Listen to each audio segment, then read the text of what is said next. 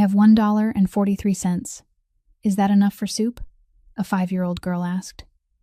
13 black cars, gleaming like obsidian, sat silent in the parking lot outside, their engines still warm. 13 men in tailored suits, worth more than most people's yearly salary, filled the corner of the small roadside diner, their faces carved from stone, eyes that had watched men beg for their lives without flinching. Helen, the owner, had already reached for the phone beneath the counter to call the police when a little girl walked straight to the largest table, opened her tiny palm, and let the coins spill onto the wood one by one, clinking like small broken bells. Every man at that table froze. Even the sizzling from the kitchen seemed to hold its breath. The boss's gaze dropped to the oversized paper wristband clutched in the child's red fingers, a faded hospital tag belonging to her mother that the girl had kept as if it were a lucky charm. He read the last name printed in black ink, and his throat tightened like a fist had closed around it. Ashford. For a moment, nobody moved. The girl stood there with her chin raised as if she'd practiced being brave in front of a mirror, her cheeks chapped and raw from the cold, her jacket torn at the shoulder and far too thin for January, her small fingers red and trembling from the freezing wind outside.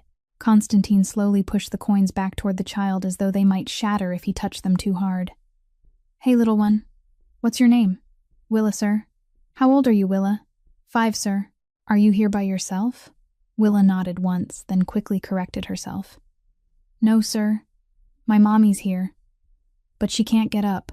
Before we continue, if you're enjoying this story, hit that like button and subscribe to the channel so you won't miss what happens next. Now let's get back to what Constantine discovered when he followed this little girl into the snow. Constantine stared straight into the child's eyes that looked far too old for her age. "Where's your mom?" Willa swallowed, her voice so small it sounded like she was afraid someone might hear. "Pinewood Motel. Room 17, near the ice machine." Constantine nodded slowly, letting nothing show on his face.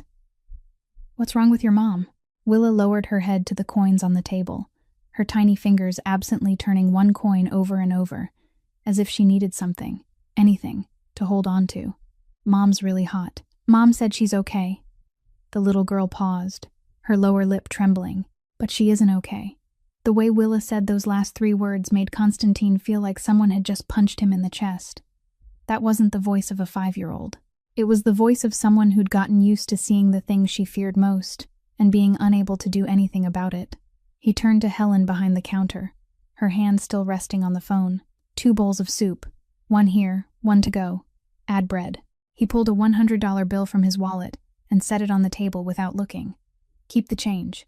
Helen hesitated for a second, then nodded and disappeared into the kitchen, almost like she was grateful for an excuse to leave that heavy air behind. Willa looked at the bill, then at Constantine, her eyes briefly confused, like she couldn't understand why a stranger would do that. When the hot bowl of soup was set in front of her, Willa didn't dive in the way other hungry kids would. She stared at it for a moment, as if she was waiting for someone to snatch it away. Then she lifted the spoon with both hands, took a small sip, and her shoulders dropped just a little, not because it tasted good, because it was relief. Constantine watched her eat, his chest tightening with every spoonful she swallowed. "Is someone with your mom?" Willa stopped.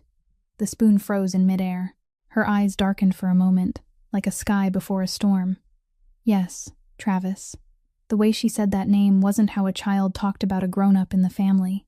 It was how people talked about bad weather, about something you couldn't control, only endure and pray would pass fast. Constantine kept his voice steady, even though inside him he was starting to go cold in a way he knew too well, the kind of cold that came whenever he was about to do something violent. "Is Travis good?" Willa didn't answer. She lowered her head and took another spoonful, like she could swallow the question down with it. That silence was louder than any answer. Constantine didn't ask again. He'd seen enough victims in his life to know when fear was bigger than the ability to say it out loud. Outside the glass door, a patrol car rolled slowly into the lot, the engine still running, its lights off, like a beast stalking prey. Helen looked out, and her face went pale as if she'd just seen a ghost. Her voice shook as she whispered, "Deputy Sheriff Webb." The bell over the door rang when Webb stepped in, bringing January cold with him and something even colder in his eyes.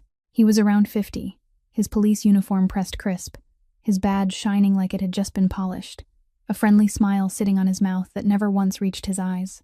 Those eyes swept the diner in a slow circle, paused on the corner table where 13 men sat, then dropped to Willa clutching her bowl of soup. His expression shifted instantly, the fake warmth gone, replaced by something wary and controlling, like an owner spotting his property in a stranger's hands. Webb walked up to Constantine's table and stopped a few steps away. Close enough to talk, far enough not to be seen as picking a fight. He looked at Willa first, then finally at Constantine. Quite a few cars for a little place like this. Where you folks from? Constantine didn't stand, didn't change a thing about his posture, only lifted his coffee and took a slow sip, as if Webb wasn't worth his attention. We're eating. Webb nodded, the smile still hanging there. His eyes slid back to Willa. Ah, little Willa, you out here all by yourself again? Travis is gonna worry. Willa shrank into herself, hugging the soup bowl like it was the only thing keeping her safe. She didn't say a word, only lowered her head even more. Webb turned to Constantine, his voice staying friendly, but with an edge tucked underneath. Thanks for feeding her. But this kid's got someone looking after her already. Her mom's a bit complicated, you understand? Best if outsiders don't get involved in other people's family business. Constantine set his coffee down and looked Webb straight in the eyes for the first time. If a 5-year-old has to count out coins to buy soup, then whoever's looking after her isn't doing a very good job. Webb's smile vanished for half a second, revealing something hard and dangerous underneath. Then it slid back into place like it had never left. He stepped closer and lowered his voice so only Constantine could hear. Mr. Volkov, don't think I don't know who you are. You've got power in Chicago, I get it. But this isn't Chicago. This is my county. You pass through, you spend money, you leave. You don't follow that girl back to the motel. You don't knock on anyone's door. You don't turn my day into trouble. Constantine didn't blink, didn't move, only watched Webb with the kind of look that everyone who's ever seen it understands. The look of a man who's afraid of nothing in this world. I don't like being told what to do. Webb held that stare for 1 second, 2. Then he was the first to break it. He took a step back, the smile returning, but now it looked tighter, more forced. Enjoy your meal, and keep things peaceful. He turned and walked out, the bell ringing again as the door shut behind him. The patrol car started up and rolled out of the lot, but it didn't go far, only parked across the road like a reminder. Willa set down her empty bowl, both hands gripping the bag of soup to go that Helen had prepared. She slid off the chair and looked at Constantine with eyes that weren't scared anymore, only tired. Thank you, sir. I have to go back to my mom now. Constantine looked at her, wanting to say something, but not knowing what. She turned and ran to the door. The bell rang, and that small shape disappeared into the white curtain of snow outside. Jonas, the man sitting to Constantine's right, spoke softly. Boss? Constantine didn't take his eyes off the door. Follow the girl. Only 2 of you. Quiet. Don't let anyone see you. Pinewood Motel sat on the edge of town like a wound people tried to forget.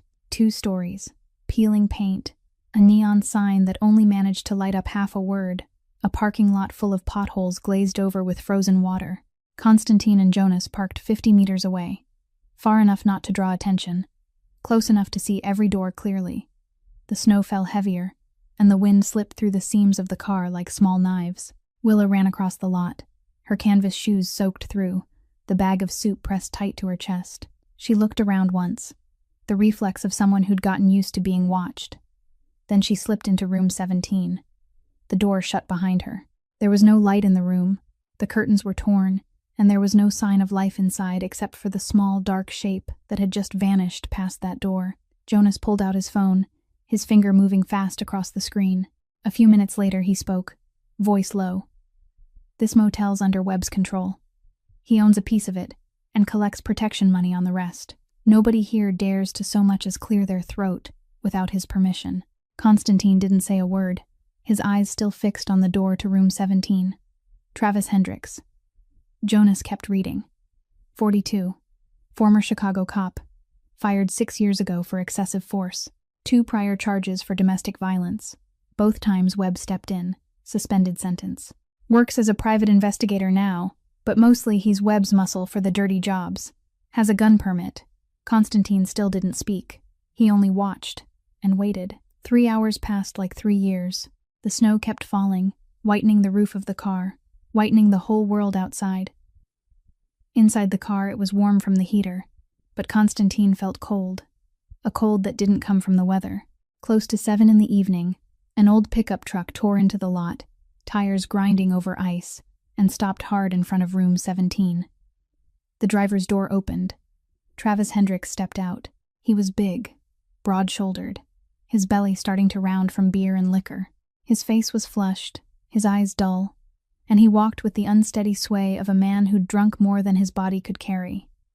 He didn't knock. He kicked. The door flew open and slammed into the inside wall with a bang. Travis's shouting spilled out, cutting through the car's glass. "Where the hell did you send Willa? Who said you could let her go outside?" Something shattered.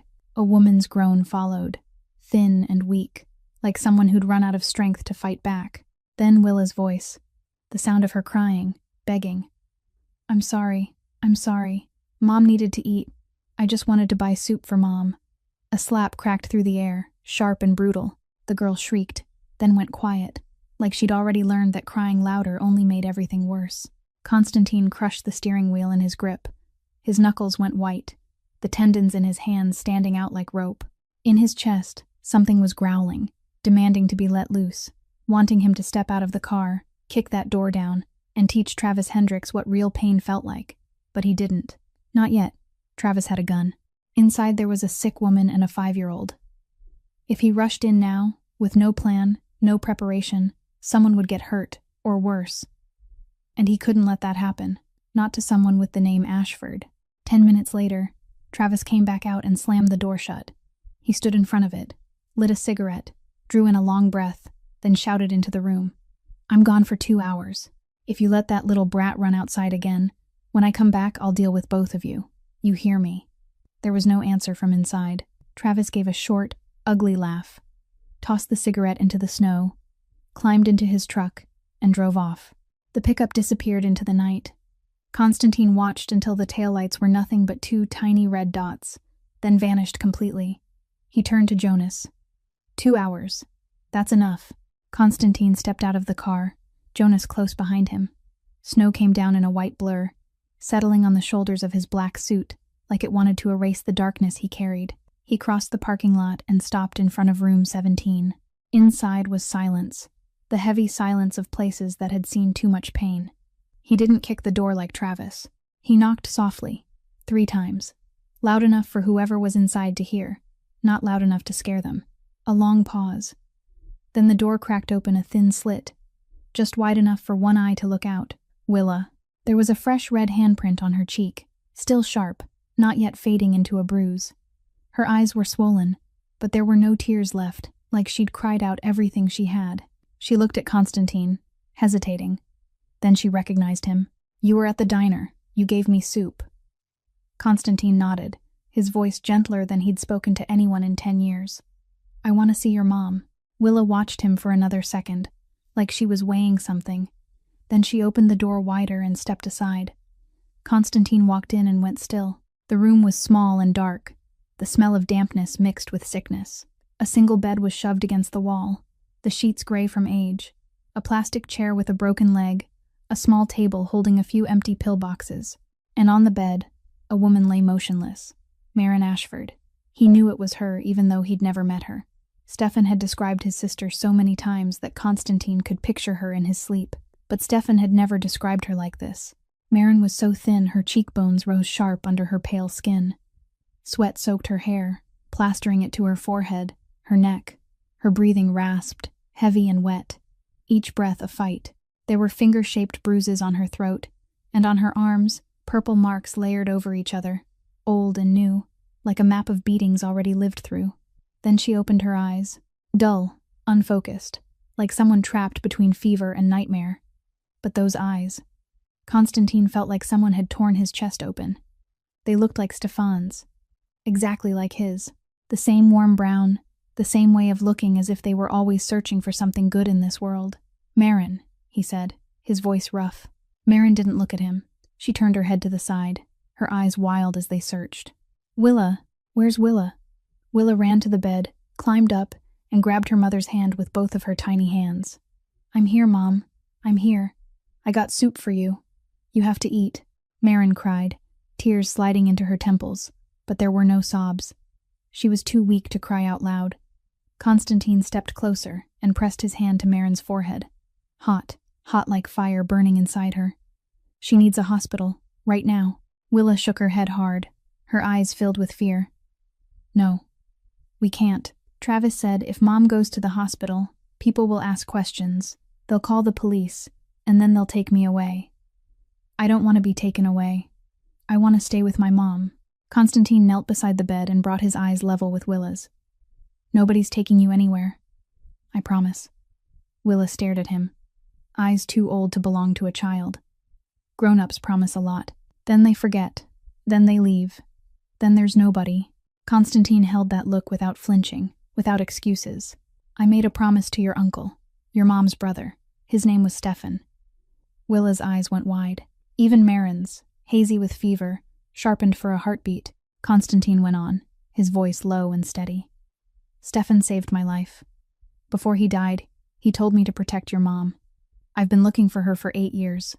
I came too late, but I'm here now. And I don't forget. I won't forget this time. Constantine slid one arm under Marin's back and the other beneath her knees, lifting her off the damp, mildewed bed. She was so light he nearly staggered, because he'd braced himself for so much more. Light like a child. Light like someone who hadn't been fed properly in a very, very long time. Willa stayed glued to his side, her tiny hand clenched around the hem of her mother's shirt as if, the moment she let go, her mother would disappear. She didn't ask where they were going. She didn't ask anything at all. She only followed, silent, her eyes locked on Marin's pale face. Jonas already had the back door open. Constantine laid Marin inside, gentle as if he were setting down something that could shatter. Willa climbed in after them and sat on the floor, both arms wrapped around her mother's arm, her head resting against Marin's shoulder. Constantine took the front seat while Jonas drove. The car pushed into the white wall of snow, tires grinding on ice, heading toward the center of the city. St. Catherine Hospital, Constantine ordered. Jonas nodded and sped up.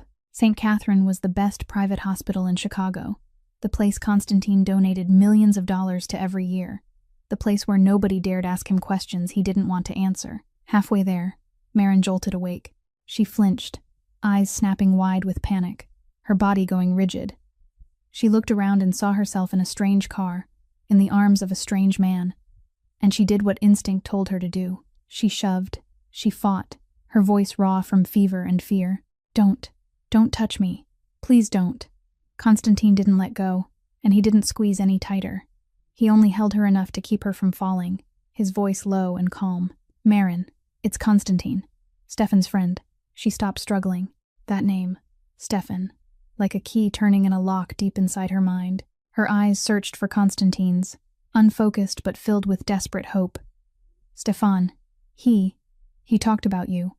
He said if anything happened, find Constantine. Tears slid down her cheeks, mixing with sweat. But I couldn't find you. I couldn't find anyone. Travis did. She didn't finish the sentence. She didn't have to. Constantine understood. Travis had isolated her, cut off every line of contact, taken her phone, her papers, her money, turned her into a prisoner inside her own life. And he, the man who'd promised Stefan, had searched for 8 years and never found her. I came too late, Constantine said, his voice heavy as stone, but I'm here now. Marin grabbed his hand, her fingers weak and trembling, but holding on like someone drowning around a life ring. Willa, she whispered. Save Willa. Don't let Travis take her. He'll kill her, or worse. She passed out before she could finish, her body going limp in Constantine's arms. Willa sobbed in the back seat, her cries small as a kitten's, like she'd learned how to cry without making noise.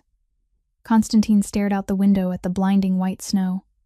And he remembered, 8 years ago, a dark alley on the south side of Chicago.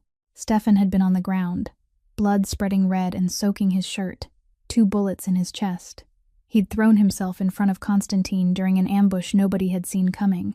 Constantine had knelt beside him, pressing his hands over the wound in a useless attempt, the blood still pouring through his fingers. Stefan had gripped his wrist, the strength fading but his eyes still burning bright. My sister, Marin. She needs protection. You hear me. Promise me. Constantine had promised, and Stefan had died with that promise. He'd looked for Marin for 8 years. hired private investigators, bought information, tore through every record he could reach. But Maren Ashford had seemed to vanish off the face of the earth. Now he knew why. Travis Hendricks had buried her in a rotten motel at the edge of town, cut her off from the world, turned her into a ghost while she was still alive. But now he'd found her, and he wasn't going to lose her again. If you're following this story, please hit like and subscribe so you won't miss what happens next. Now let's go back and see what Constantine discovers when he gets Maren to the hospital. St. Catherine Hospital blazed with light in the snowy night, a building of glass and steel rising like a fortress of life in a city drowning in darkness. Constantine carried Maren through the emergency entrance, Willa running close beside him, her hand still clenched around the hem of her mother's shirt. The nurses recognized Constantine instantly, not because he was famous, but because his name was engraved on the gold plaque in the main lobby, the man who donated millions of dollars every year. Nobody asked unnecessary questions. A gurney was rushed out. Maren was placed on it, and she disappeared behind the emergency room doors in less than 2 minutes. Dr. Raymond Shaw, the head of the emergency department, a 50-year-old man with salt and pepper hair and eyes that had seen too much, took the case himself. Constantine stood in the hallway, his back against the wall, his gaze locked on the closed door. Willa sat on a plastic chair beside him, her feet not reaching the floor, both arms still wrapped around the bag of soup that had gone cold long ago. She didn't speak. She only stared at the door and waited, like a small animal that had learned to expect the worst. 1 hour passed. 2. The door opened. Dr. Shaw stepped out, pulled off his gloves, his face giving nothing away, but his eyes heavy. He looked at Constantine, then at Willa, then back at Constantine. "Mr. Volkov, I need to speak with you privately." Constantine glanced down at Willa. She was looking up at him, wide-eyed, waiting. "Jonas, sit with the child," he ordered, then followed Dr. Shaw out of earshot. Shaw stopped at the end of the hallway, his voice low and grave. "Her condition is very bad, Mr. Volkov. Severe pneumonia, and it's starting to turn into sepsis. Severe malnutrition. Her body doesn't have enough reserves to fight the infection." Constantine stood still, saying nothing, waiting for the rest. He knew there would be more. Shaw went on. "We also found 2 broken ribs that are in the process of healing on their own, along with multiple older injuries that still haven't fully healed. Bruises at different stages, some only a few days old, some weeks old. Mr. Volkov, these are signs of ongoing abuse over a long period of time." Constantine wasn't surprised. He'd known the moment he saw the bruises on Maren's throat, the moment he heard Willa crying sorry in that dark motel room, but hearing a doctor say it out loud, each word placed carefully, still made him feel like someone was tightening a steel wire around his chest. "Will she live?" Shaw was quiet for a moment. "It wasn't a good silence. We're doing everything we can, but I have to be honest with you. Her body is exhausted. If she'd come in a week earlier, the odds would be different. Right now, I can only say about a 60% chance. 60%, 40% she dies. Almost half." Constantine turned his back, not wanting Dr. Shaw to see his face right now. His hand clenched, his nails biting deep into his palm. Pain, but it was nothing compared to what was ripping through his chest. He'd come too late. Again. "Is there anything else?" His voice was flat, empty, the voice of a man who'd learned to hide everything. Shaw added one more thing. "Under Illinois state law, the hospital is required to report any suspected abuse to Child Protective Services, both for the mother and the child. We've already filed the report. Someone will come in the morning." Constantine nodded once, and walked away without another word. He returned to the hallway, to where Willa sat. She lifted her face to him, her eyes dry but full of fear. "Is my mom gonna die?" That question, from the mouth of a 5-year-old, carried no trembling, no tears, only a terrifying kind of familiar acceptance, as if she'd asked it 100 times in her head and had already prepared herself for the worst answer. Constantine crouched down and brought his eyes level with hers. "The doctors are doing everything they can. Your mom's fighting." Willa stared at him without blinking. "But if she dies, where do I go?" Constantine opened his mouth, but no words came out. He, the man who'd given orders to hundreds, the man who'd faced death more than once without shaking, couldn't find an answer for a 5-year-old. Willa didn't wait for one. She lowered her head, hugged the bag of soup that had gone ice cold, and fell silent. Travis kicked room 17's door wide open. the crack of wood slamming into the wall echoing down the empty motel hallway. He flipped on the light. The bed was empty. The room was empty. No Marin. No Willa. Only the empty soup bag on the floor and the stale trace of sickness still hanging in the air. He stood there for 1 second. 2. His brain trying to process what he was seeing. Then rage ignited like gasoline catching fire. He punched the wall, punched the door, and kicked the broken plastic chair clear across the room. He yanked out his phone and dialed Webb, his hand shaking with fury. Webb picked up after the second ring, his voice calm, mildly irritated at being bothered. "What?" "That bitch ran," Travis screamed into the phone, spittle hitting the screen. "Her and the kid. Gone. Somebody took them. You said you controlled everything here." Webb went silent for a moment. When he spoke again, his voice was colder. "Calm down. Let me check." 10 minutes later, Webb called back. "Bad news. She's at St. Catherine Hospital. Checked into emergency 3 hours ago." Travis ground his teeth. "Then I'll go there and drag them back." "No." Webb cut him off, his voice sharp as a blade. "You don't understand who you're up against. The man who brought her to the hospital is Konstantin Volkov." Travis went dead quiet. He knew that name. Who in Chicago didn't? Volkov. Russian mafia boss. People said he owned half the city, and the other half was afraid of him. People said he could have someone killed with a phone call, and never have to wash blood off his own hands. Volkov. "Volkov," Travis repeated, his voice less wild now. "Why's he involved?" "I don't know and I don't care," Webb said. "But if you think you can storm into his hospital and pull that kid out, you'll be dead before you touch a hair on her head." "Then what?" Travis growled. "I want Willa back. She's mine. I raised her for 5 years. Do you hear what that sounds like?" It was the sound of an owner demanding his property. Webb gave a thin chuckle on the other end. "You want the kid? I'll get the kid for you. But not with a gun. With the law. Volkov's got money. He's got guns. He's got men. But he doesn't have what I have." Travis waited. Webb went on. "I've got Judge Harrison. The county court is in my pocket. I can make paperwork that says Marin Ashford's lost temporary custody due to drug use. And you, Travis Hendricks, get appointed by the court as Willa's temporary guardian." Travis started to see it. A slow smile spread across his mouth. "With that paperwork, I can go to the hospital and demand the kid legally." "Exactly," Webb said. "Volkov can kill 100 men without blinking. But he can't do a damn thing when I show up with a court order and police at my back. He resists. He's obstructing justice. He lays a hand on you. He's assaulting an officer. No matter what he does, he loses." Travis laughed out loud, the sound filling the empty motel room. "How long till you've got the papers?" "Tomorrow morning," Webb said. "Judge Harrison will sign anything I put in front of him.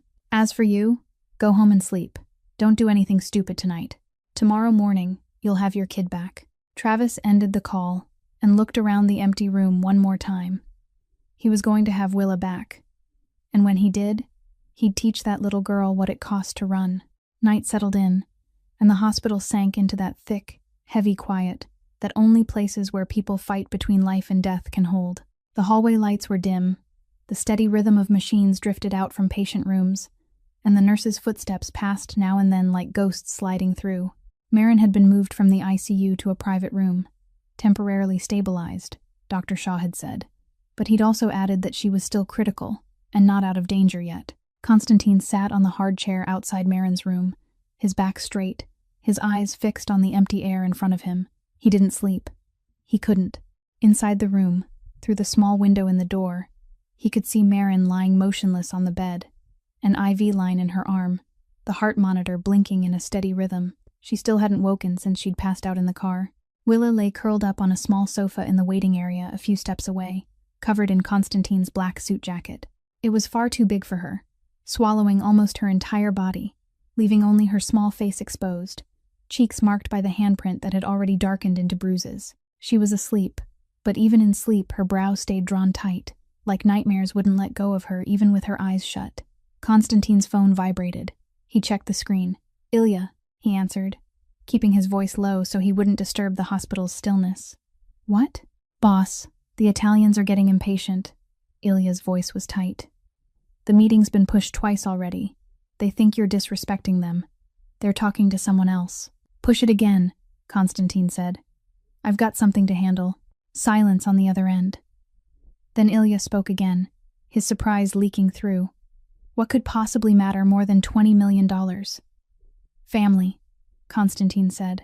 Ilya gave a short, mocking laugh, but it died when he realized Konstantin wasn't joking. Family. Boss, you don't have a family. Konstantin looked toward Willa as she slept, the little girl shifting in her sleep, her tiny hand gripping the edge of the jacket like it was the only thing that could protect her. Maybe I do now, he said, and ended the call. He sat there in the dark, and memory dragged him backward even though he didn't want it to. The slums on the south side of Chicago, 30 years ago. 2 10-year-old boys in a world with no place for weakness. Konstantin was the child nobody wanted, the son of an alcoholic prostitute and a nameless man. Stefan was poor too, but he had parents who loved him, and he had a little sister named Marin that he always talked about with a soft look in his eyes. They'd met in a fistfight outside an alley, standing on the same side against bigger boys, and after that they never separated.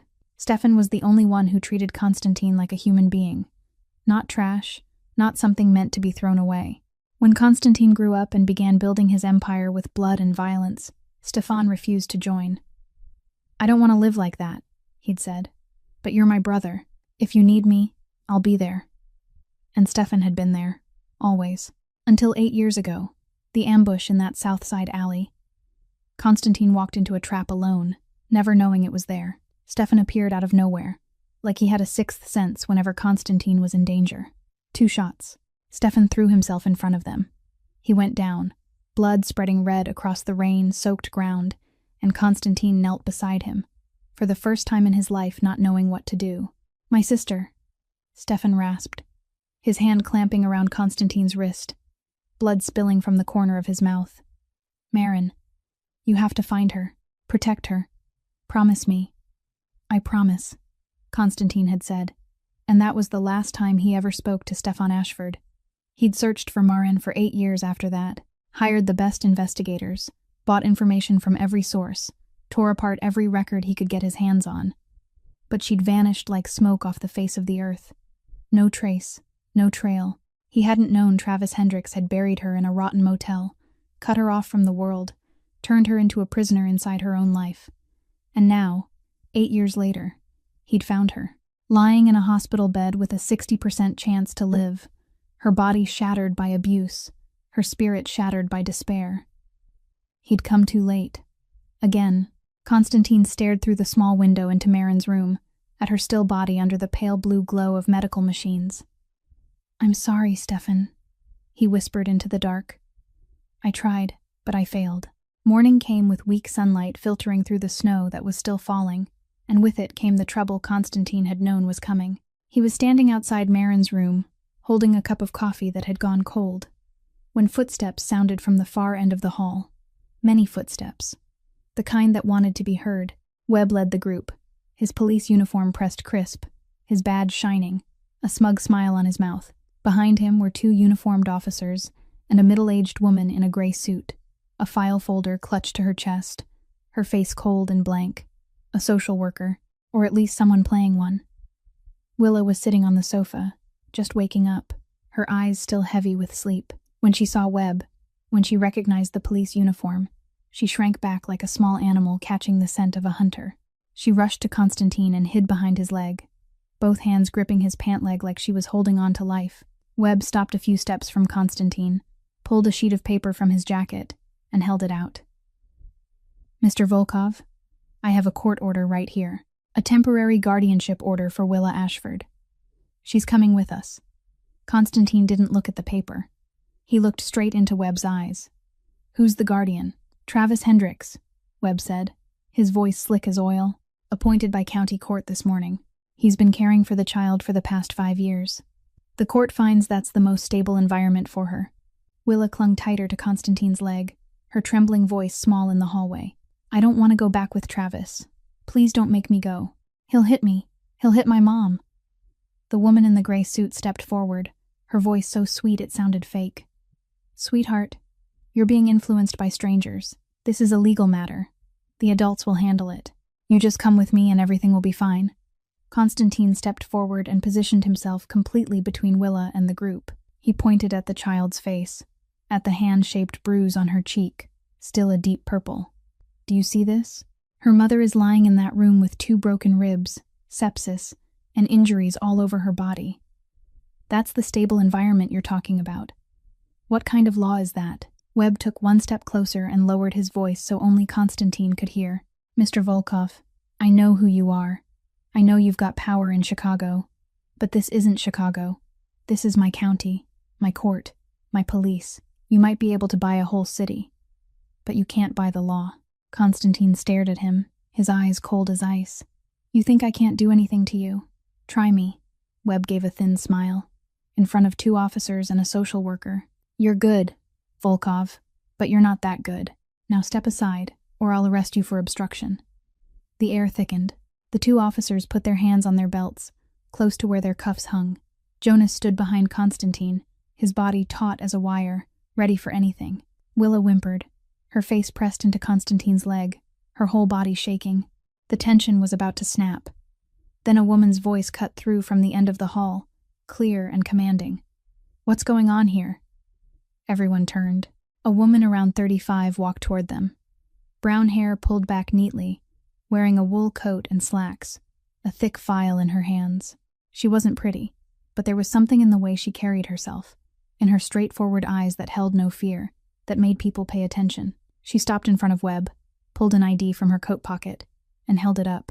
Diana Cole, Illinois State Child Protective Services.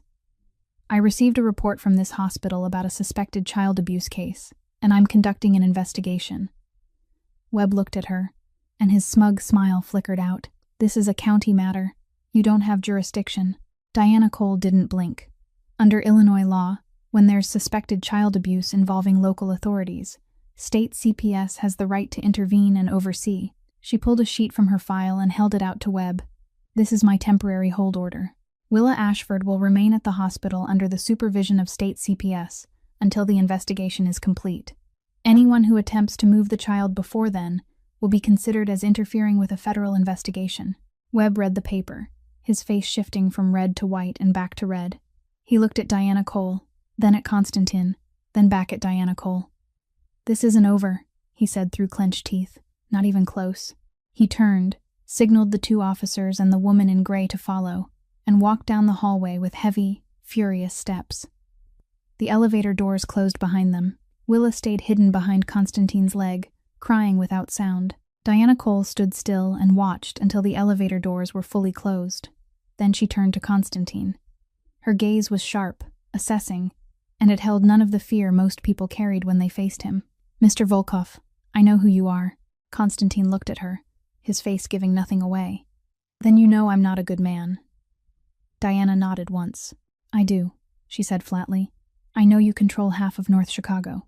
I know you make your money in ways the courts would love to ask about. I know people say you kill without blinking. Konstantin didn't deny it. He only stood there and waited, because he knew there would be more. This woman hadn't come here just to tell him who he was. But I also know Travis Hendricks and Douglas Webb, Diana continued, her voice dropping a little. And I hate them more. Konstantin lifted an eyebrow, because that he hadn't expected. Diana glanced toward Marin's room, where the woman still lay motionless, then looked down at Willa, still hiding behind Konstantin's leg.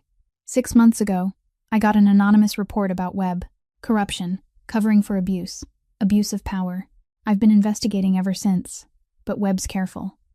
He's got people everywhere, the local court, the police, even some people in my own office. Every time I find evidence, it disappears. Every time I find a witness, they pull their statement. So what do you want from me? Konstantin asked bluntly. Diana met his eyes without flinching. This case is an opening. A victim in the hospital with clear evidence of abuse, a child with an injury on her face, and a former cop Webb's been protecting. If I can build this case the right way, I can take Webb down with it. Konstantin understood. She needed his help, but she didn't want her hands dirty. Diana didn't deny it. Exactly. If you can help without your fingerprints ending up on anything I bring into court, I'll let you help. But if you do anything that gets this case thrown out, anything that lets Webb walk, I'll come back and deal with you afterward. You understand? Konstantin almost smiled. This one had nerve. He liked that. What do I need to do? I need a judge, Diana said. Someone outside Webb's county. Someone with authority higher than local court, and someone who isn't afraid of anyone. Not Webb. Not you. Do you know anyone like that? Diana nodded. Judge Catherine Moore, the 7th Circuit Court of Appeals. She's held that seat for 20 years and she's never bowed to anyone. Constantine went still. That name. He knew that name. 8 years ago, Judge Moore had presided over the last case connected to Stefan, a case Constantine had used every connection he had to keep Stefan out of the system. She'd looked him straight in the eye in that courtroom and said, "I know who you are, Mr. Volkov, and I'm not afraid of you." She isn't afraid of Webb, Diana went on, as if she could read his thoughts. And she isn't afraid of you either. That's why she's the only one who can help. Constantine nodded once, decisive. I'll reach out to her. Diana pulled a business card from her coat and handed it to him. My number. When you've got anything, call me. She turned and started walking toward the doors, then stopped and glanced back at Willa, still tucked behind Constantine's leg. She's safe with you. At least for now. Don't make me regret trusting that. Then she walked away, her heels clicking steady against the hospital floor until the elevator doors closed behind her. That afternoon, Marin opened her eyes. Not the hazy, fever-glazed opening from before, but a real opening, conscious, aware. She looked around the unfamiliar room, the harsh white lights, the steady hum of machines, the sting of antiseptic in the air. A hospital. She was in a hospital. Then panic hit like a tidal wave. Willa.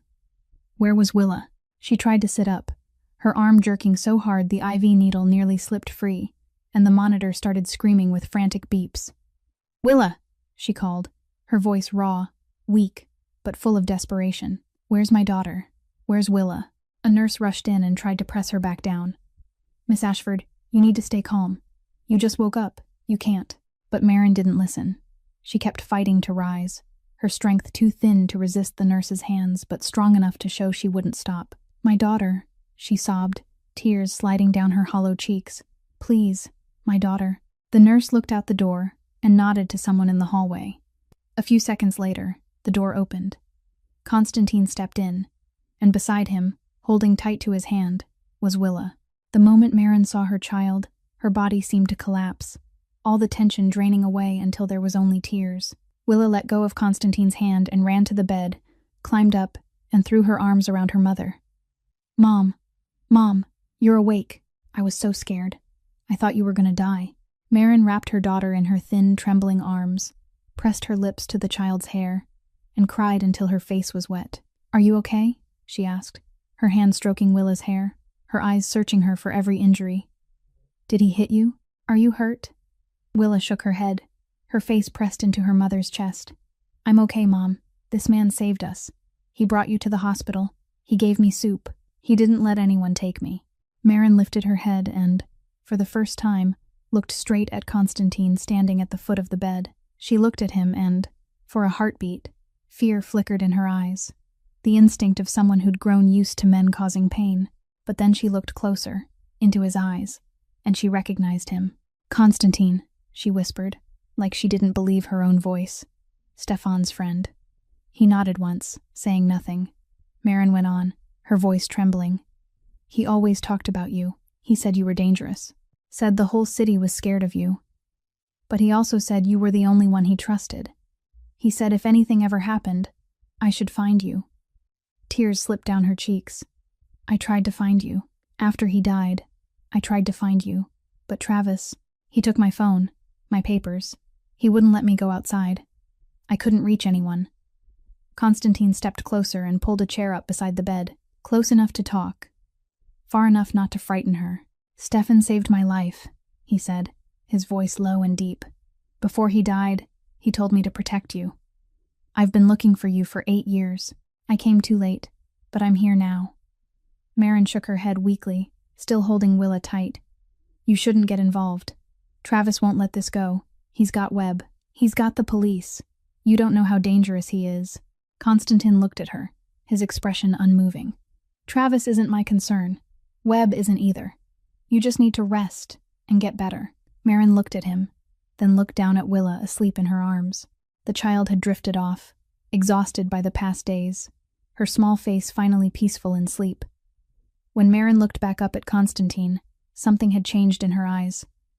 Not fear anymore, only acceptance, and a sorrow so deep it seemed bottomless.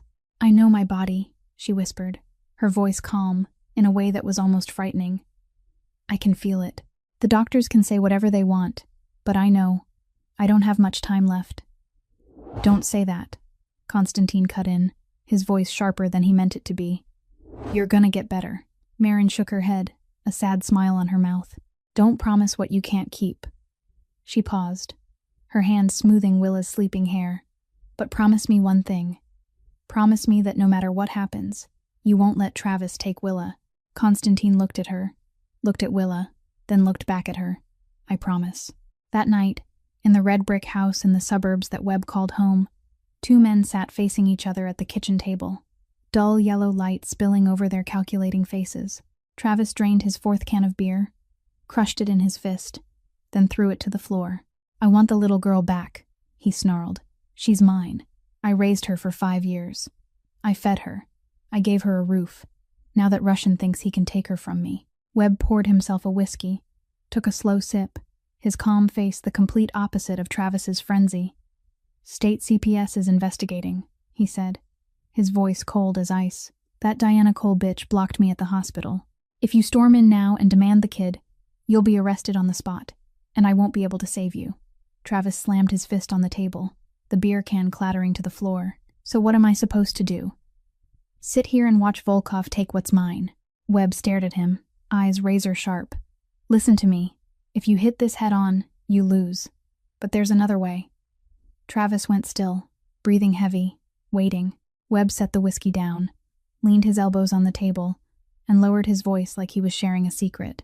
"Tonight, you go into the hospital, take the kid, and get her across state lines. Indiana's a 3-hour drive from here. By sunrise, she'll be somewhere nobody can find her." Travis frowned. "How am I getting into the hospital? There's security, cameras, and Volkov's Jonas is outside the room." Webb smiled, the smile of a man who'd already thought through everything. "Night security is my guy. I called him already. At 2 in the morning, he'll shut off the 3rd-floor hallway cameras. The east side service door will be unlocked. You go in, grab the kid, out to a car waiting in the back lot. Drive straight to the safe house in Indianapolis. I've got people there who'll handle the rest. What about Jonas? I've already leaked your location to Volkov's rivals in Chicago," Webb added with a cold smirk. "They've been looking for a chance to draw him out, and their distraction will give us the window we need."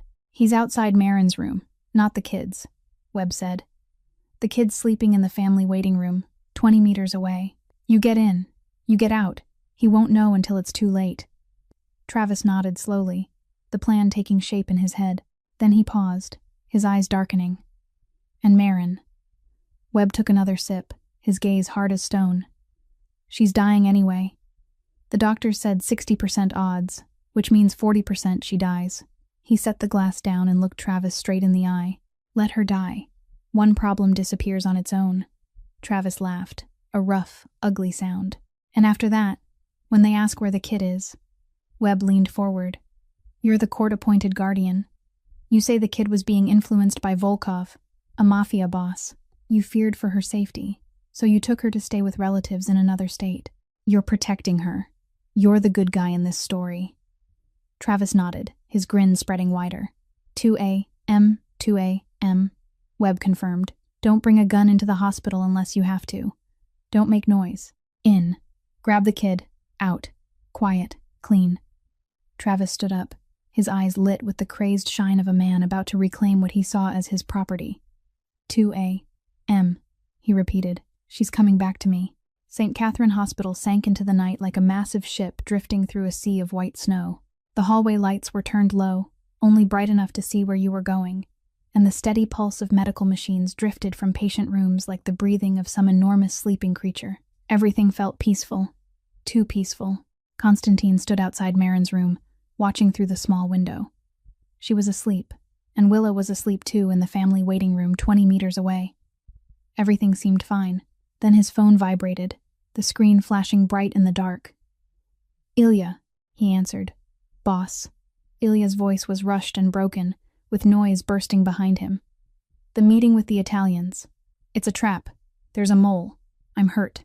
I need you here now." Constantine went still, every muscle in his body tightening. "Where are you?" "Southside warehouse. I've got 3 guys. They've got more.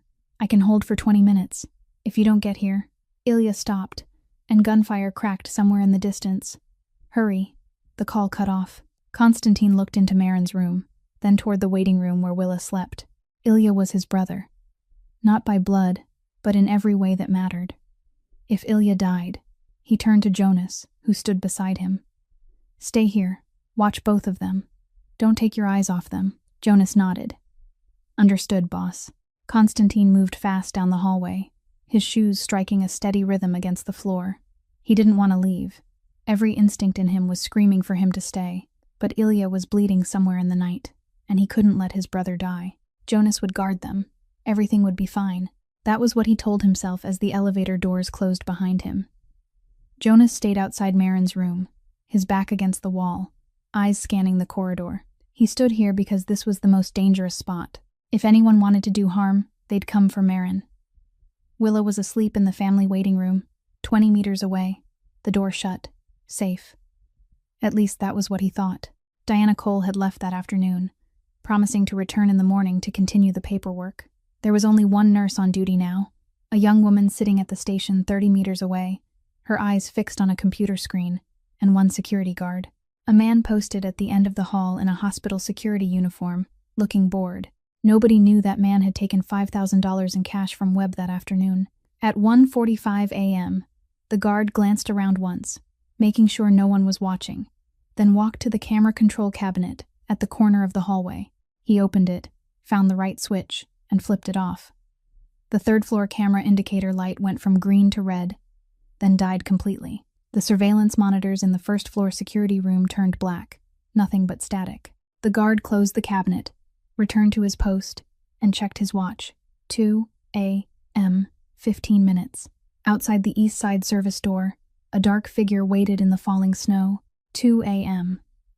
The east side service door opened without a sound, only January cold slipping in like invisible fingers.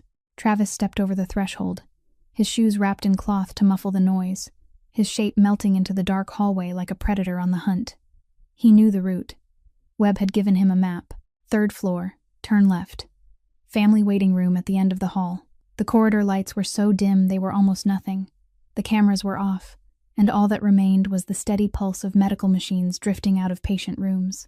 Travis moved down the hallway with his back close to the wall, his eyes sweeping every door. He spotted Jonas standing outside a room 20 meters away. Jonas's back turned toward him, his attention facing the other direction. Perfect. Travis slipped into the family waiting room, eased the door open just enough for his large frame to pass through. Inside, a soft yellow nightlight washed over the sofa, where a small figure lay curled beneath a blanket. Willa. He moved closer, each step quiet as a cat stalking prey. The girl was sleeping hard, her face pressed into the pillow, her hand still gripping the edge of the black suit jacket Konstantin had given her to cover up with. Travis bent down, one arm sliding under her body, the other ready to clamp over her mouth. Then he lifted Willa up, his hand sealing her mouth before she could make a single sound. Willa jolted awake, her eyes opening wide, blurry for a heartbeat, then terror snapping into place when she recognized the face above her. Travis. She thrashed, legs kicking wildly, her hands clawing at his face, trying to scream, but his big hand smothered her mouth so no sound could escape. "Be quiet," Travis whispered into her ear, his breath reeking of beer and cigarettes. "You can scream all you want. Nobody's coming to save you. You're mine. You've always been mine." He carried Willa out of the room and moved fast down the dark hallway toward the service stairs. Willa bit his hand, biting as hard as a 5-year-old could, tasting blood in her mouth. Travis cursed, his grip tightening until it hurt. But he didn't let go. Tears streamed down Willa's face, soaking the hand over her mouth. She remembered her mother telling her to be strong. She was trying, but she was only 5. And she was being dragged into the dark. In the hospital room, Marin was asleep, or at least she thought she was, but something yanked her back from the edge of dreaming, tugging hard, like someone had hooked a hand around her ankle. There was no sound. Nothing had changed. The machine still marked her heartbeat in steady rhythm. The nightlight still glowed dim. The hallway outside was still. But Marin opened her eyes. A mother's instinct, something that didn't need logic. Something that didn't need explaining. something that only knew her child was in danger. She tried to sit up, her weak body protesting every movement, but she didn't stop. Her hand reached for the IV line and ripped the needle out of her arm, blood beating up, but she didn't feel pain. The monitor began to scream, the shrill beeping filling the room. She didn't care. She only knew she had to get to Willa. She staggered to her feet, her legs shaking like they might fold, one hand gripping the bed rail, then the wall. One step, another, to the door. A nurse hurried toward her from down the hall, panic in her voice. "Miss Ashford, you can't leave the bed. You have to." But Marin stumbled past her, clinging to the wall as she moved toward the family waiting room where Willa was sleeping. 20 meters. Only 20 meters. She saw the door. Open. She saw the sofa. Empty. She saw Constantine's black suit jacket lying twisted on the floor like something had been ripped out of someone's hands. No. Marin trembled, her voice a horrified whisper. No, no, no. She spun her head, frantic, eyes sweeping the dim hallway. And then she saw it. At the far end, near the service stairs, a large, dark shape dragging a tiny one into the shadows. Willa was thrashing, legs kicking the air, but he was too strong. She couldn't break free. "Travis." Marin screamed, her voice raw with sickness but ringing through the silent corridor like an alarm bell. "Stop! Give me my child!" Travis turned his head. Willa turned too, and for one heartbeat, mother and daughter's eyes met in the dark. "Mom," Willa cried, her voice muffled but still trying to break through. "Mom." Jonas heard the scream from the end of the hall. He broke away from his post outside Marin's room and ran toward the sound, his gun already pulled from his jacket, but he was too far, and Travis was already close to the stairs. Travis turned and saw Marin at the end of the hallway, gaunt and shaking, her white hospital gown speckled with blood from the IV site she'd torn out. His eyes went dark, no surprise there, only the irritation of a man being interrupted.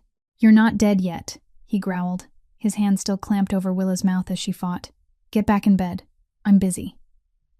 Marin didn't go back. She lunged at him, with every scrap of strength left in her exhausted body, her bare feet slapping the ice-cold hospital floor. She grabbed the arm holding Willa, her nails raking his skin, her voice the roar of an animal protecting its young.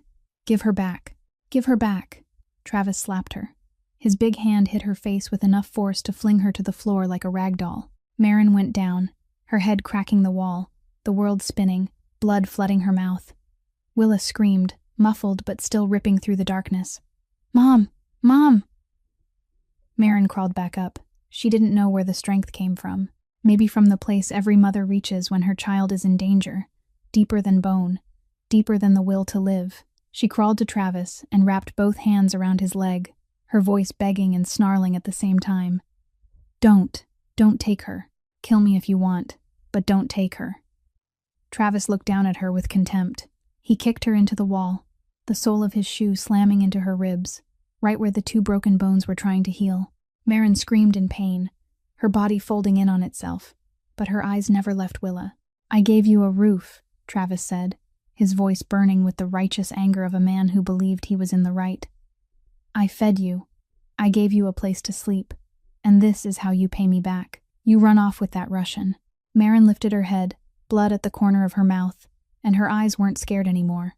There was only contempt and truth. "You never gave me anything," she rasped, each word fired like a bullet. "You only took. You took my freedom. You took my dignity.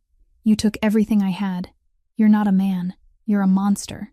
Travis roared, letting go of Willa as he grabbed Marin by the hair and yanked her off the floor. She screamed in pain, her feet dangling, her whole weight hanging from his fist twisted in her hair. His other hand closed around her throat, his fingers pressing right into the old bruises, the finger marks he'd left there before. "You want to die," he whispered, his face inches from hers, his breath rancid. "I'll help you." Willa saw her mother being strangled. She saw her mother's face go red, then purple. She didn't think. She only acted. She threw herself at Travis, swinging both tiny fists, pounding his leg, his thigh, anywhere she could reach. "Don't hit my mom," she screamed through tears, her voice tearing apart. "Don't hit my mom. I hate you. I hate you." Travis let go of Marin and she collapsed to the floor like an empty sack. He turned on Willa, his eyes animal mad. No reason left. No calculation left. He slapped her. Willa tumbled across the floor, her head striking the chair leg, and she lay still, not moving. Stop. Jonas's voice rang from the far end of the hallway, cold and sharp as steel. He stood there with his gun drawn, barrel aimed straight at Travis. Put them down. Hands up. Travis didn't raise his hands. Instead, he grabbed Willa's limp body and hauled her up as a shield against his chest. With his other hand, he pulled a gun from behind his back and pressed it to the girl's head. Back up, he screamed, eyes wild. Back up or I'll shoot. I swear I'll shoot. Constantine was driving like a madman through the curtain of snow when his phone vibrated. One of his people at the hospital, a nurse on the second floor he'd planted there a long time ago, spoke fast and tight into the line. The third-floor cameras are off. A stranger came in through the service door. There's screaming in the east hallway. He didn't hear the rest. He'd already slammed the gas down so hard the needle climbed into a number nobody should be driving at in a snowy night like this. He had reached the warehouse only to find the ambush was a calculated feint. Ilya, though clutching a bleeding shoulder, had realized the trap the moment the attackers retreated into the shadows. Go! Ilya had roared, shoving Constantine back toward his car. The hospital is the real target. 15 minutes. He didn't remember how he drove, didn't remember where he parked, didn't remember how many hallways he ran through. He only remembered his gun still holstered, his footsteps soundless, and the service stairwell door swinging open in front of him. He saw everything in a single heartbeat. Jonas at the far end of the corridor, gun aimed forward but unable to fire. Marin sprawled on the floor, blood at the corner of her mouth, her body motionless. And Travis, standing in the middle of the hall, one arm locking Willa to his chest like a human shield, the other hand holding a gun to the child's head. His eyes were crazed, his mouth open, screaming something Constantine couldn't hear. Constantine stepped out of the stairwell shadows, directly behind Travis, and his voice cut through the January cold like ice. Travis. Travis turned, eyes widening when he saw who was behind him. Constantine moved closer, slow and steady, like a predator that didn't rush because it knew the prey couldn't escape. His hands were empty, his face held no expression, but his eyes, those eyes, made Travis take a step back. Volkov, Travis snarled, trying to sound fierce, but his voice was already shaking. You think you can take what's mine? Who the hell do you think you are? Constantine didn't stop. Let the girl go, he said, each word laid out like a death sentence. I'll let you die fast. Travis gave a harsh laugh, the laugh of a man trying to hide fear. You think you scare me? Look. He tightened his grip on Willa, the barrel pressing into her temple. I've got the kid. You move. She dies. Constantine kept coming. You kill her. You die slow, he said, his voice no louder than a whisper, but it rolled through the hallway like thunder. 10 days. I'll do it myself. I'll start with your fingers, then your toes. Then the things you care about more. You'll beg to die by day 2, but I won't let you die until day 10. Anyone who'd ever seen Constantine's eyes knew that wasn't an empty threat. It was a promise. Travis began to truly shake, his gun hand no longer steady, sweat sliding down his forehead even though the hallway was ice cold. He took another step back, his eyes darting between Constantine and Jonas, searching for a way out. In that instant, when Travis's attention split, when the gun barrel shifted off Willa's head by the width of a fingertip, Marin moved. She didn't know where the strength came from. Maybe from the deepest place a mother has, the place even death can't touch. She surged up from the floor, both arms reaching out, wrapping around Willa, yanking her hard out of Travis's grip. Travis fired on reflex, his finger squeezing the trigger before his brain could even catch up with what was happening. The gunshot crashed through the hospital hallway like thunder. The bullet tore into Marin's back. She went down, collapsing onto the freezing floor, but her arms stayed locked around Willa, still holding her daughter, not letting go. If you're following this story, please hit like and subscribe so you won't miss what happens next. Now let's go back and see what happens after that fatal gunshot. Jonas fired. The bullet tore through Travis's shoulder, blood spraying as he screamed and dropped to the floor, his gun flying from his hand and skittering across the white tile. He lay there groaning, one hand clamped over the wound, but nobody looked at him. Nobody cared. Constantine stepped over Travis the way you stepped over trash. Without a glance, without a pause, he dropped to his knees beside Marin, his knees sinking into the spreading pool of blood pouring from her back, warm and red against the spotless hospital floor. Marin, he said, and his voice sounded strange to his own ears. shaking, breaking. "Marin, open your eyes. Look at me." Marin opened her eyes, slowly, with effort. Stefan's eyes, the eyes Constantine had searched for over 8 years, were dull now, the light fading inside them like a candle running out of wax. Blood seeped from the corner of her mouth as she tried to speak, red drops spilling onto her chin, her throat, but her arms still held Willa tight, still not letting go. "Willa," she whispered, her voice breaking apart like a last breath shattering. "Promise me." Constantine nodded. And for the first time in years, for the first time since Stefan died in his hands in that dark alley 8 years ago, his eyes went wet. "I promise," he said, his voice cracking on the last word. "I'll protect her, with my life, with everything I have. I promise." Marin smiled, a weak smile, the smile of someone setting down a burden, the smile of a mother who knew her child would be kept safe. Her trembling hand lifted and touched Willa's face where the girl lay in her arms, stroking her cheek one last time. "Baby," she whispered, her eyes only on Willa, only on her daughter. "Be strong. You hear me. You have to be strong. I love you. I love you more than anything in this world," Willa cried, tears streaming down her face, soaking her mother's hand, spilling into the blood on the floor. "Don't leave me, Mom," she sobbed, her voice the sound of a child losing everything. "Mom, please don't leave me. I'm scared. I don't want to be alone." Marin gave the smallest shake of her head, so slight it was almost nothing. "I'm not leaving you," she whispered, her voice growing smaller, farther away. "I'm here. Always here. In your heart. I'm not going anywhere." She looked up at Constantine one last time, Stefan's eyes fading. "Thank you," she said. And those were her last 2 words. "Thank you for coming." Marin's eyes closed. Her hand fell. Her body went limp in Constantine's arms. No more pain. No more fear. Nothing left. Footsteps pounded toward them from the far end of the hallway. Dr. Shaw and a team of nurses, their eyes wide at the scene in front of them. They dropped to their knees, checked for a pulse, tried to save her. But Constantine already knew. He'd seen enough death in his life to know. He knew what it looked like when the light went out in someone's eyes and never came back. Marin Ashford was gone. Stefan's sister, the woman he'd promised to protect. He'd come too late. Again. Willa wasn't crying out loud anymore. She lay in her mother's arms, eyes wide open, staring at her mother's still face, like if she didn't blink, if she kept looking, her mother wouldn't disappear. Her mother would open her eyes. Her mother would smile. Her mother would tell her she loved her one more time. But Marin didn't open her eyes, and Willa, 5 years old, lying in her mother's blood, understood for the first time what it meant to lose everything. They arrived just as the sky was starting to pale, while the blood on the hospital floor still hadn't had time to dry. FBI vehicles, state police cruisers, additional ambulances, all of it poured into St. Catherine Hospital like an army rolling in.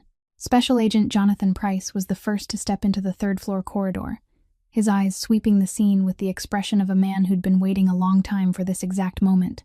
"Webb," he muttered when he saw Travis strapped to a gurney, one wrist cuffed to the metal rail, his shoulder wrapped in white gauze already soaking red. Finally enough evidence.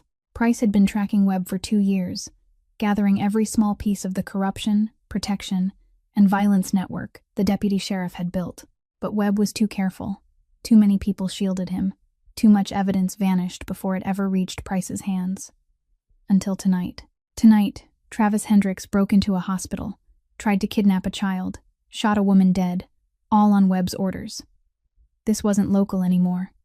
This was federal. Kidnapping with intent to move a child across state lines. Travis was cuffed at the scene, charges stacking up like a mountain. Kidnapping, attempted murder, aggravated assault, illegal firearm possession on hospital property, and most important, violating federal law on transporting a child across state lines for criminal purposes. Webb was arrested at his home 30 minutes later, sitting in his living room waiting for Travis to call with news of success. Instead, he got the FBI pounding on his door and an arrest warrant for corruption, covering up abuse, obstruction of justice, and being an accomplice in the kidnapping. St. Catherine Hospital became a homicide scene. Yellow tape stretched across the third-floor hallway. Forensic photographers documented every angle, every smear of blood, every spent casing, Marin's body was taken away in a black body bag, and Constantine watched until the elevator doors closed, swallowing the last image of her. He sat down in a chair in the waiting room, the same chair where Willa had sat when she'd asked him if her mother was going to die. His shirt was stained with Marin's blood, his hands were stained with Marin's blood, and he didn't bother wiping any of it away. His eyes were empty, staring into nothing, seeing nothing. Willa sat beside him, small and folded in on herself, her eyes empty too. She didn't cry anymore. She'd cried all her tears out. Or maybe the pain had gone past what a 5-year-old could even cry for. "Did my mom hurt?" Willa asked softly, her little voice raw. "When Mom got shot, did it hurt?" Constantine swallowed, his throat tightening like it was being strangled. "Your mom doesn't hurt anymore," he said, his voice shaking. "She's somewhere nobody can hurt her now. Nobody can hit her. Nobody can make her cry. She's at peace." Willa nodded slowly, like she was trying to make those words fit inside a 5-year-old brain. Then she leaned into Constantine's arm, her small head resting on his shoulder, and closed her eyes. She wasn't sleeping. He knew she wasn't sleeping. She just didn't want to look at the world anymore. An hour later, Judge Catherine Moore arrived. She walked into the waiting room with the authority of a woman who'd held the bench for 20 years. But when she saw Constantine sitting there, blood on his shirt, emptiness in his eyes, a child leaning against his shoulder, something in her gaze softened just a little. "Mr. Volkov," she said, her voice not as cold as it was in a courtroom. "I know about Stefan Ashford. I know about your promise." Constantine looked up at her and said nothing. "Marin Ashford left a directive," Judge Moore continued. "She wrote it yesterday afternoon, when she woke up for the first time. She wants you to take care of Willa." Constantine looked down at the child against his shoulder, eyes shut but not asleep. "I'll do anything," he said, his voice rough. "Even do it the right way." Judge Moore nodded once. That's what I wanted to hear. 2 weeks passed like 2 years. Federal court moved faster than Constantine expected. Or maybe someone pushed the timeline because the case was too clean, too obvious, too heavy with evidence and witnesses. Travis Hendricks was indicted on 13 charges: kidnapping a child, first-degree murder, aggravated assault, violating federal law by attempting to transport a child across state lines, illegal firearm possession, and a long list of other charges stacked on top of each other like bricks building the prison wall that would hold him for the rest of his life. Life without parole. He would die in a cell. Webb didn't escape either. The deputy sheriff lost everything in a single night. His job, his reputation, his pension, his freedom. 20 years in federal prison for corruption, covering up abuse, obstruction of justice, and being an accomplice in the kidnapping. He would get out at 70, if he even lived that long. But Constantine wasn't satisfied with the court's version of justice. Courtroom justice was too clean, too civilized, too humane for what Travis had done. A week after the sentencing, Travis received a visitor in prison, a new lawyer, wearing an expensive suit, carrying a leather briefcase, speaking politely. Travis hadn't hired this lawyer. Travis didn't have the money to hire this lawyer. But the lawyer still came, sat down across the glass, and lifted the phone. "I'm here on behalf of my client," the lawyer said, his voice flat, like he was reading a weather report. "My client keeps his promises to the dead. My client promised you'd live. So you're still alive." Travis let out a breath, his shoulders sagging with relief. But the lawyer wasn't finished. "However, my client didn't promise anything about how you'll live in prison." The lawyer stood, buttoned his jacket. "You're going to have new cellmates. Many new cellmates. They're very interested in getting to know you." The lawyer smiled, a smile cold as ice. "The years ahead are going to be very long, Mr. Hendricks. Very long." The lawyer walked away. Travis sat there with a face pale as paper, his hands shaking so badly he couldn't hold the phone. He understood. He would live, but he would wish he hadn't. Marin's funeral was held on a bitter winter day in a private cemetery on the outskirts of Chicago. Constantine paid for everything, from the oak coffin to the marble headstone, from fresh flowers to the pastor. Not because he wanted to show off, but because it was the last thing he could do for her. Marin was buried beside Stefan, exactly as she'd written in her directive at the hospital the afternoon before she died. Brother and sister, finally together again, beneath 2 headstones only 1 step apart. The funeral was small and private. Only Constantine, Jonas, Willa, and Vera. the housekeeper who'd cared for Constantine since he was a street kid, with nobody in the world. Vera stood behind them, seeing Constantine vulnerable for the first time in 30 years. She didn't speak. Ilya stood a few paces behind them, his arm held firmly in a black sling, his presence a silent testament to the brotherhood that had survived the night's treachery. Willa stood beside Constantine, her tiny hand gripping his. She wore a new black dress, her hair brushed neat, the bruise on her cheek fading. She stared at her mother's grave, not crying, not speaking, only looking. Then, she let go of Constantine's hand, stepped forward, and knelt beside the headstone. She placed a small flower on the cold earth, a white flower she'd chosen herself at the florist that morning. "Mom," she whispered, her voice so small the wind almost carried it away. "I'll be good. I'll be strong like you said. I promise." Constantine knelt beside her, his knee pressing into the frozen ground, his eyes on the stone carved with Marin Ashford's name. "Your mom's here," he said, his voice rough. "Always here, in your heart. She isn't going anywhere." Willa turned to look at him, 5-year-old eyes too old to belong to a child. "What about you?" she asked, her voice trembling. "Are you going to be here? Or are you going to disappear like Mom?" Constantine took her hand and held it tight, like if he let go, she might vanish. "I'm not going anywhere," he said, and it wasn't just words. It was a promise. "I'll be here. Always here." A month after the funeral, Constantine stood before federal court for the first time in his life not as a defendant. He wore a black suit, his hair neatly combed, his face clean-shaven, looking like a successful businessman instead of the Mafia boss all of Chicago feared. His attorney was the best money could buy, a silver-haired man who'd won hundreds of the state's most complicated family cases. Constantine's filed packet was thick, financial evidence showing he could raise a child in the best conditions, written commitments to provide education, medical care, and a safe living environment, a pediatric psychological report on Willa's condition and what she needed to recover. Diana Cole was called to testify. She stood before the court, her voice clear and steady. "I've followed Willa Ashford's case from the first day," she said. "Throughout that time, I've observed that the child shows a clear attachment to Mr. Volkov. She seeks him when she's afraid. She trusts him. She's safe and stable with him in a way I've never seen before." Diana looked toward Willa sitting beside Constantine, her tiny hand gripping his. "I believe Mr. Volkov is the best person to care for her." Judge Catherine Moore sat high on the bench, reviewing the file, reading page after page with a face that gave nothing away. Then she lifted her gaze and looked straight at Constantine. "Mr. Volkov," she said, her tone as stern as ever. "I'm not pretending I don't know who you are. I know what people say about you. I know what you do." Constantine didn't look away. He didn't excuse himself. He didn't explain. He only sat there and waited. "But I also see what you've done for this child," Judge Moore continued. "I see a man who risked his life to protect a little girl who isn't his blood. I see a man who's been there from the first day and hasn't left." She glanced down at the file where a copy of Marin's directive rested. Marin Ashford left a clear directive. She wanted you to take care of her daughter. She trusted you, and I, despite everything I know about you, choose to trust you with this. She closed the file and struck her gavel once. "I grant the petition for temporary guardianship. Constantine Volkov is appointed the legal guardian of Willa Ashford." 6 months later, they returned to court again, this time to finalize the adoption. 6 months of breakfasts together, of nights Constantine stayed awake when Willa had nightmares, of afternoons driving her to therapy, of small moments where she slowly learned how to trust again. Judge Moore read the final order, her voice echoing in the quiet courtroom.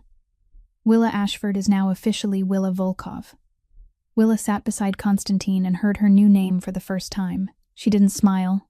She didn't cry. She only squeezed Constantine's hand a little tighter, pressing her small fingers into his large palm. That was how she said thank you. That was how she said she belonged with him now. 3 months after the day Willa officially carried the Volkov name, Constantine drove her back to where everything had begun. The small roadside diner, the place where 14 months earlier, a 5-year-old girl had walked in with $1.43 in her hand and asked if it was enough to buy soup. The car pulled up out front, and Constantine opened the door for Willa. She stepped down, nothing like she'd been the first time. A new coat, warm, fitted to her small body, cheeks pink from being fed properly, hair brushed neat and tied into 2 small braids, but her eyes were still older than her years. eyes that had seen too much for a 6-year-old. The bell over the door rang when they walked in.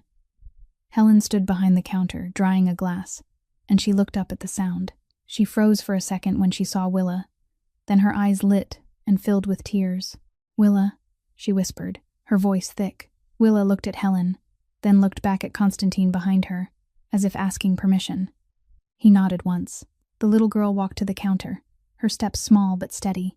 She stood there, a little taller than she'd been 9 months ago, tall enough that her chin reached the edge of the counter. Then she opened her palm, and Helen saw the coins. $1.43, the same amount as last time. Helen stared at the coins, then at Willa, her eyes shining with tears. "Honey," she asked, her voice shaking, "you want to buy soup?" Willa shook her head, her voice small but clear, steady, no longer trembling the way it had back then. "Not for me," she said.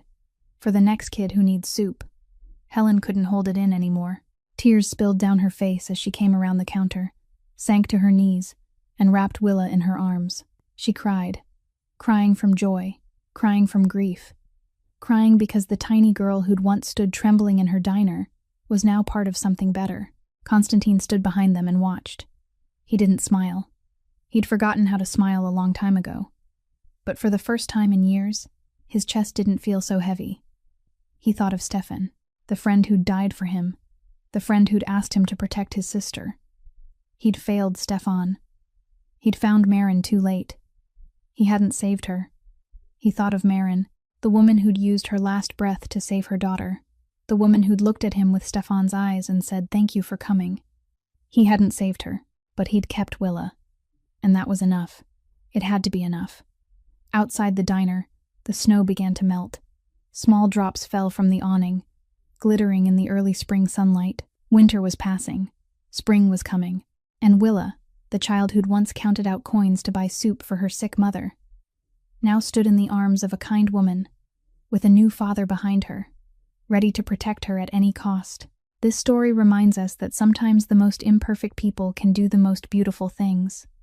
That family isn't always blood, but the people who choose to stay when everyone else walks away, that a kept promise can change an entire life, and that even in the deepest darkness, there's always light for those who don't stop looking.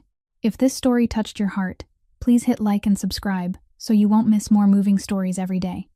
Share this video with the people you love so we can spread the good that still exists. How did this story make you feel?